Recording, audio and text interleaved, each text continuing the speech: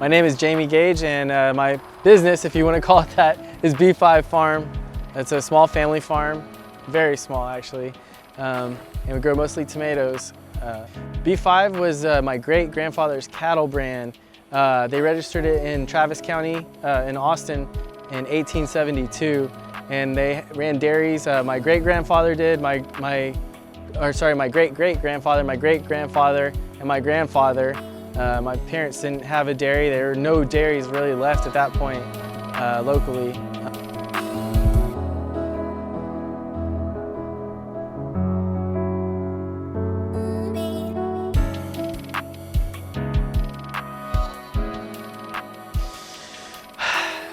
If I was to go back in time and give myself advice, it would be that you shouldn't reinvent the wheel. I was trained in the business school to, if you don't have an advantage over everyone else, then you shouldn't even waste your time trying. But the fact of the matter is that there's like a well-worn path to success. Sometimes trying to step outside of that can be very costly, and it was fun to experiment with different models and growing new crops and things like that. But sometimes the tried and true would have been a smarter initial step, to become established. Do what is a proven formula rather than step outside of it and reinvent the wheel over and over again. So many things. I thought, there's all these missed opportunities in terms of interplanting strategies, and I thought there's a lot of opportunity in terms of nitrogen fixation. I don't know if this is too in the weeds, but things like that, like using different cover crops, when the fact of the matter is there's a ton of organic inputs that were at my disposal that would have shaved years off the whole experimenting with is this clover gonna put enough nitrogen in this soil to grow my crop of tomatoes next year? Turns out probably not. I have to say my least favorite part about farming is the variability of it, because there's so many things out of my control. The best laid plans can go to waste if the weather's bad, if there's tornado, hail. Those are the kind of things that keep me up at night, is the crop that I've had in the ground and I've cherished and babied for maybe half the year could be wiped out in the blink of an eye, and I've seen it done. A random hailstorm or just straight line winds or something like that just we have no power over. So you can plan the best that you can, and tomorrow all your best plans for the last year could be erased. And that kind of that uncertainty is something that it keeps me up at night, many, many nights, and I have no control over it. But the best parts of it are what keeps me doing it, because obviously if that gripping fear of the unknown was out there and there wasn't something to counterbalance it and then go beyond it, I would have quit. So I love the freedom of it. I love the ability to educate people. The thing that most people don't realize is the sheer variety out there, because people that just shop at grocery stores, and even people that are avid gardeners, like I considered myself before I was a farmer, don't know what's out there. We don't know what we're missing. It might be your very favorite thing that you'll ever have in your life, and you may have never even stumbled upon it. So those moments where you introduce somebody to a variety of heirloom tomatoes that's extremely rare, or something of that nature, where they're like, this changes everything. Like, my wife didn't eat tomatoes when I met her, and I introduced her to black crim tomatoes, and she was like, oh, these are amazing. Oh, wow. And she eats them all the time now, to the point where she's like, are you gonna sell those? Because I thought we might keep those here. It's like,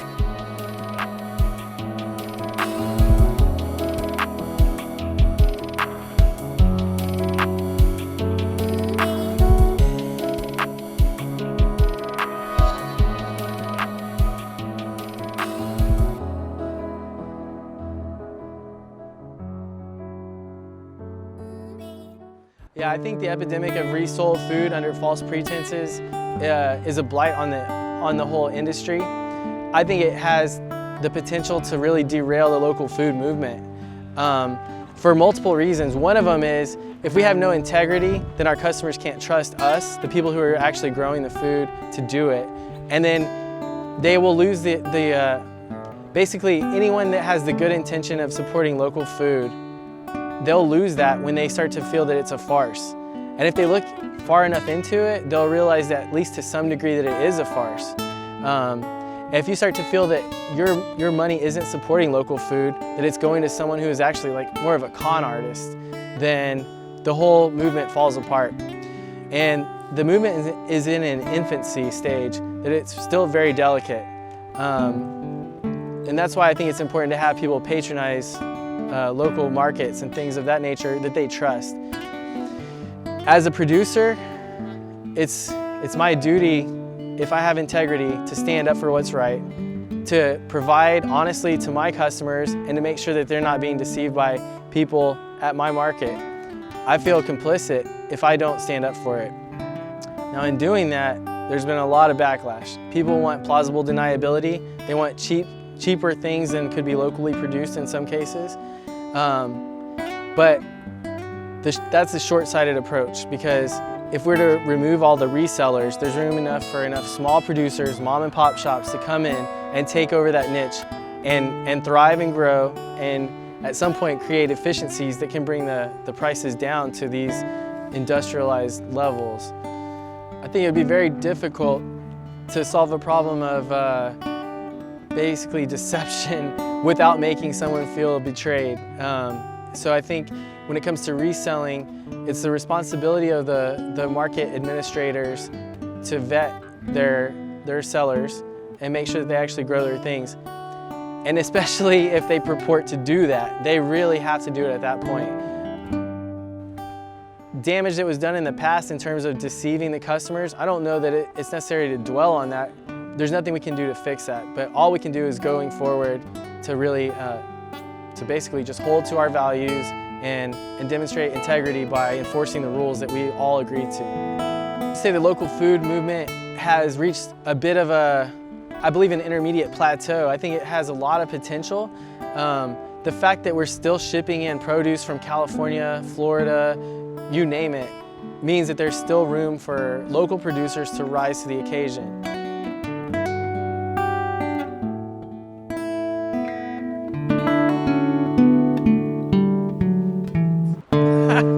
Do I have any simple solutions to agriculture labor? No, I sure don't.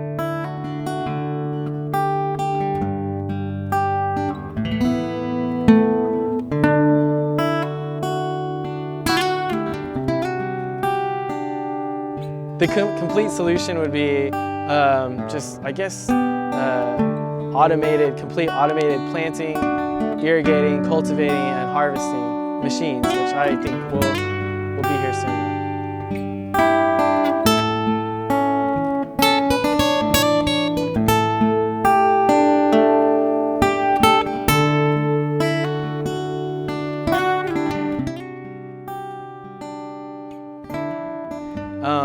I mentioned my great-grandfather, or my great-great-grandfather that actually started with B5 in Austin, and and my great-grandfather as well, big proponents of technology, and they brought some of the first irrigation technology to the city of Austin and experimented with it. And I try to carry on that tradition with new methods. And sometimes that is, like I said, a pitfall of my operation is I experiment to the point of, these experiments, a lot of them are kind of long shot experiments, and some of them don't pay off and they end up being a little costly. But the new technology it's something fun. I'm not a Luddite. I'm not gonna do everything exactly the same way it's always been done. There's gotta be new opportunities out there, or there's no reason to go on. And that's not just farming, that's in general. You know, if you can't embrace something new, then you're done.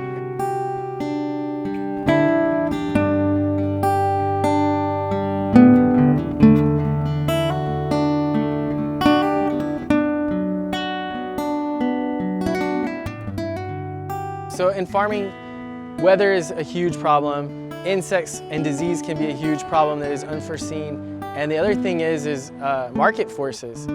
I know there's been times where I come upon some variety, a bee friend here, a variety that I find is just amazing, and I love it so much. And I think this is gonna sweep the nation. Someone's gonna try this variety, they're gonna love it as much as I do, and it's gonna be the biggest thing out there. And sometimes it's not embraced by the market, and and it's my job to do education to the public. But sometimes my tastes are not the same as everyone else's too. So determining what customers will want is another stage of the game where you can grow it, and growing things isn't easy, but selling them can be harder than that even. And I've done that where I've had an amazing year of selling something random, say radishes, and then the next year everyone grows radishes, and guess what? Your market just evaporated.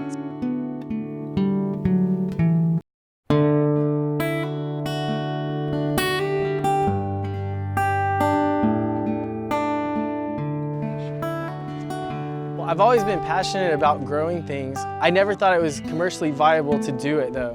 So when I was growing up, my grandparents passed down their knowledge, my parents too, but my grandparents, they grew their garden to subsist. I mean, they lived on all their vegetables, they had them, and they lived through the Great Depression, and they knew that we couldn't depend on anyone else. And our country is in such a dire state.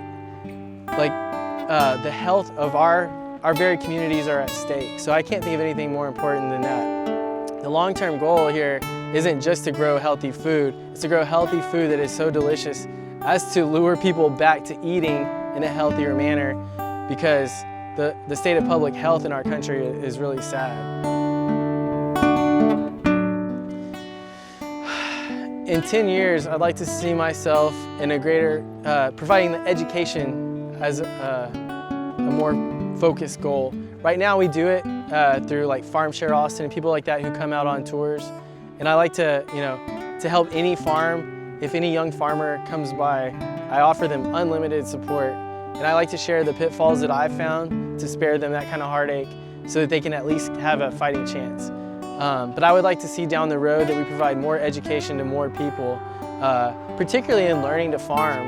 And I would like to be the person to tell young people that it is possible for them to do this as a living. And not that, and I don't want to gloss over that it will be difficult. It is difficult, but there are enough people with the same view of values that I have that are in the next generation that will pick up the mantle where I leave it.